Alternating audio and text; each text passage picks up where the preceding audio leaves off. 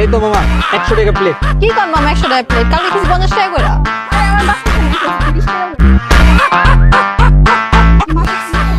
আচ্ছা ঠিক আছে আপা, আপনার গলিগা একদম 50 টাকা প্লেট থাকবে। আচ্ছা তাহলে তিনটা দেন। ঠিক আছে ঠিক আছে।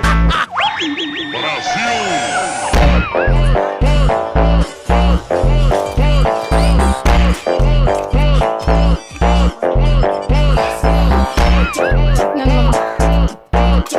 ঠিক আছে আপু। ভাইয়া বিল কত হয়েছে? আপু বিল হইছে তিনজনের 150 টাকা। আচ্ছা দিচ্ছি আমি। একটু দাঁড়ান। আমার ফুচকার দোকানে একটা রুলস আছে, যেই মেয়ে সবচেয়ে বেশি সুন্দরী বিল ওই মেয়ে।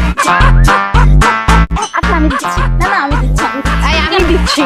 কি বলছো শুনোস নাই? যে বেশি সুন্দর বিল সে দেবে।